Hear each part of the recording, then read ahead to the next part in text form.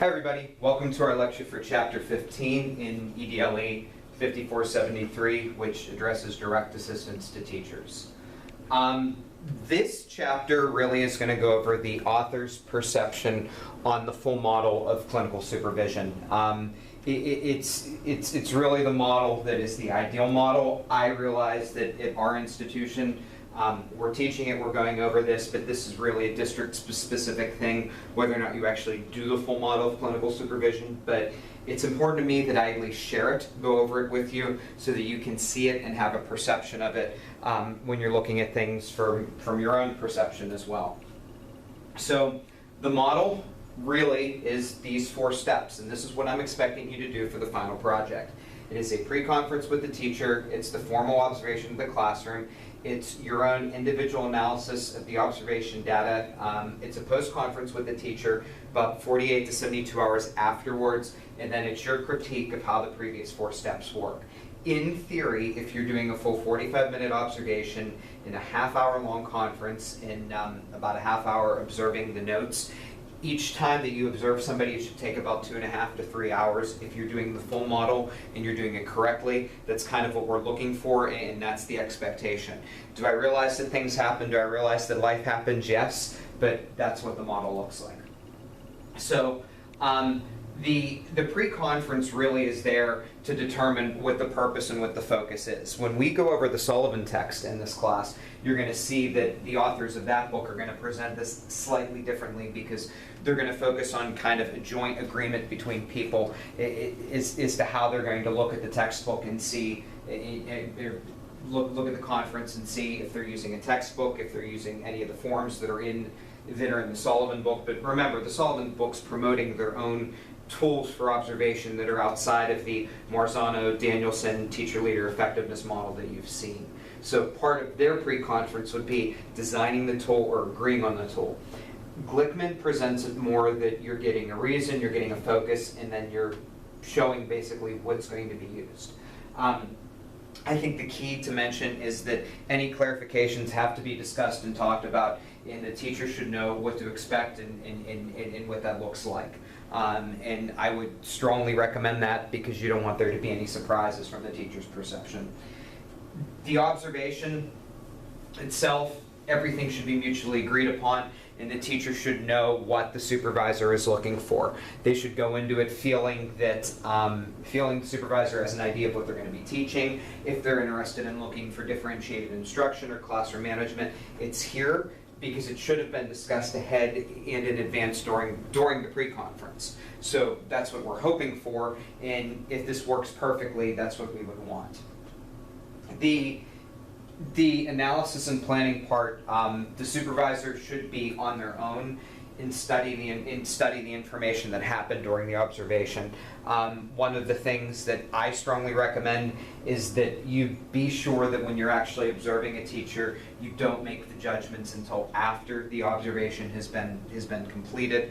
I've had issues in the past where there have been teachers or student teachers that have walked around while I was writing a report, and if I'm engaging with a child or engaging with somebody, they'll look over my shoulder and they'll see what I'm writing. So all I always did, I did arbitrary, non-judgmental notes, and then during the analysis phase, that's when I actually wrote the report up. The post-conference really is what it's what happened. You share what happened with the teacher. You give your interpretations. It's the Glickman Ch conference model that we spoke about earlier in the course. So it's the directive control, directive informational, collaborative, that sort of approach. But if the teacher doesn't agree with you, one of the things that could happen is the model could change.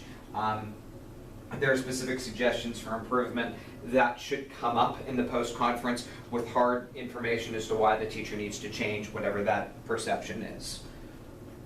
So the supervisor needs to critique what went right and what went wrong. My goal for all of you is that your initial experience doing supervision is with teachers that are really, really, really good teachers to start. I hope that you're fortunate enough to be administrators in districts where they'll start you with the good teachers in the beginning of your supervision. Because then your reflection, you're learning how to improve on something that's already good.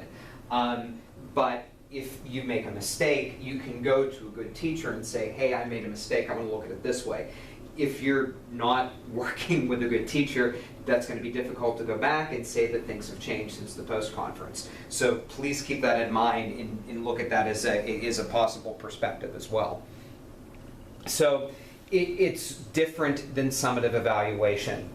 Glickman tells you that you have to keep these separately, but I know and you know that school districts use this as a summative evaluation procedure.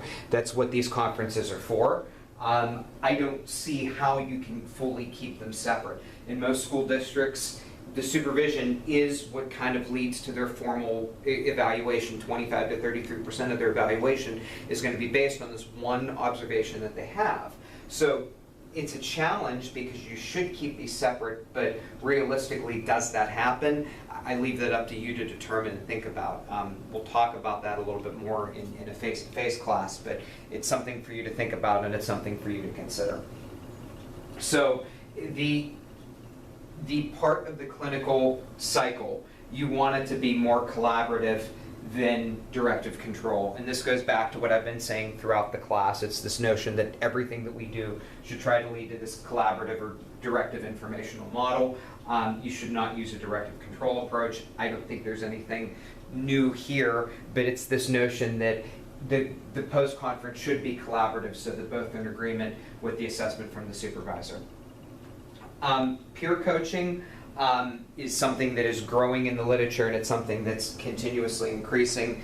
And it's this idea that teachers are conducting clinical supervision more or less to make the teachers look better and to prepare them for when they're being observed.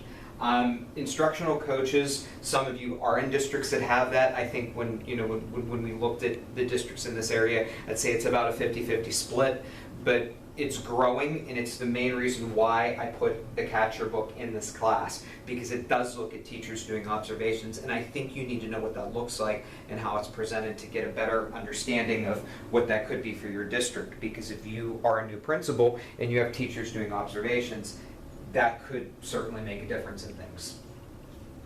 You should always have peer assistance is your purpose in peer coaching. You're there to help the teachers, you're there to make them feel better, you're there to make them look better, and if you can do that, that's a good thing. You have to find a way that the teachers know that the instructional coach never shares the results with supervisors, and the instructional coach still is a peer. And that is, I mean, looking at this from my perspective, being removed from public schools now for going on 7 years, I would be on edge in 2008 if there were people coming into my room that were teachers, to think that they wouldn't go to a supervisor and tell them. This is something that really ties into organizational culture. You have to create a culture that tells the teachers that the peer coach is there to help, and I think that comes with being a good principal and building an environment where that's comforting. How you do that, honestly, I'm leaving that up in your hands more than anything else. My world, if I could do this the way that I wanted to do it, a principal from another building or another district would actually train on how to be a peer coach. I would not do this internally, because then it feels like I'm picking teacher A to be the one that goes into the classrooms and do this, and they're kind of my minion. I like the idea of another principal coming in, or even somebody from another district, but you would have to have a collaborative and helpful model between districts in order for that to occur. So you have to find time to schedule an observation. Most of the time, though, and I see this as a problem, Glickman doesn't mention this, but I know the realities of the situation. It turns into peer coaching by common planning time, not based on interest. It's, you don't get to be the peer coach of a certain teacher because that's who you're supposed to help. It's because you guys share the same planning time, which creates a bundle of problems in itself. So the supervisor's there is a resource person. They should know when there are problems with teaching. They should know when there are problems with instruction. They should be there merely to demonstrate the model. The peer coach should be discreet. If there are problems, if there are challenges, they should not share them with anybody. This really is in the hands of it's really in the hands of the teacher and the peer coach to build a relationship. Once again, this is a good model. I like the model, but think of some of the challenges that could possibly come with this. It could create difficulties, I'm sure. One of the other things that I like the idea of demonstration teaching. This is something that I was familiar with in my public school experience. When you had new teachers coming in at the high school level, most of them taught the same class 2 or 3 times during a day. So the first class, the first period, the demonstration teacher would teach the lesson, and then the second period, the demonstration teacher would sit in the back of the room and critique how the other teacher taught the lesson. I like that model. I think it works, and I think it's a way that you can help the teachers as well. So there's also the idea of co-teaching. I understand what Glickman is saying, that it builds trust and rapport and all that stuff, but you really have to be comfortable with somebody to co-teach with them, because everybody has their own perceptions on how something should be done and how something should be taught. And when you lose sight of that, that can be an issue for all parties involved, not just the person that's teaching in the class. So I have issues with technology, as all of you know, because of the fiscal costs that technology has for a district. When you're just buying it and you're just pretty much throwing it at teachers and saying, here it is, you need to know how to use this, do what you need to do. Teachers have access to it, but then they never know how to use it because they're never taught how to do it. One of the things that you have to do is find ways that teachers can integrate it and use it so that you're providing the support they need to be proficient with technology, but also that you're not throwing them down the drain and saying, well, you don't know how to use technology, so this is what it is. So the other thing is this idea of authentic assessment. If you're actually doing authentic assessment correctly, students are going to be demonstrating what they're supposed to be doing in a class, and they're going to be practicing and showing it off to you as the teacher. So that's an area where teachers do need experience and practice, and if you have a teacher in your building who does this well, it's strongly recommended that you support the teacher in your building that knows what they're doing on this practice, because it is a difficult and it is a challenging practice for some. So one of the things that can happen with these conferences, as you know, is that the teacher is going to disagree with what the principal says. In theory, if you've developed a good rapport and you're on the same page and you're open and you trust what the principal says and you can work together and the teacher doesn't feel like it's a do-all and end-all, you can improve instruction. But that idea that you have to have a good relationship, I can't stress that enough, because it is a problem-solving process and the teacher needs to know what they're doing for it. So mentoring, when I see mentoring at school districts, it's this veteran teacher helping an inexperienced teacher, and I don't like that model. I think it should be done more or less on similar interests, not experience, because you want somebody who's effective in their job, who can help others, who's good at what they do, and I strongly recommend that. And that can make the difference between somebody who's successful and somebody who's failed in the profession as well. So the questions to establish this culture, I think, are all worth saying. You know, are students treated equitably? Do teachers and students follow principles appropriate to ages and maturity levels?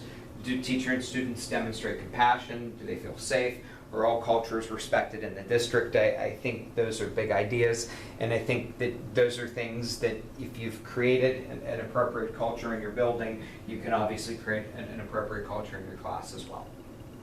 So that's it. The next chapter that I'm going to cover in here is group work and group orientation, but it's more organizational behavior, and I'm going to use some of the content that I cover in doctoral organizational theory on groups than what Glickman presents. I think we all understand sort of how groups work, but if we look at them from a business perspective, it might be a little different. So we're almost there. Keep going. I hope you're getting something out of this class and it's giving you a different perception on looking at supervision.